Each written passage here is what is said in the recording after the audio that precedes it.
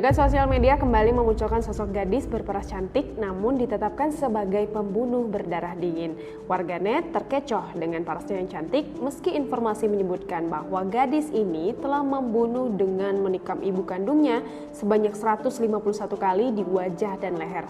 Bahkan gadis ini masih dapat tersenyum saat di persidangan. Seorang gadis remaja Colorado menghadapi dakwaan pembunuhan tingkat pertama, dituduh menikam ibunya 79 kali di wajah dan leher di kamar mandi rumah mereka.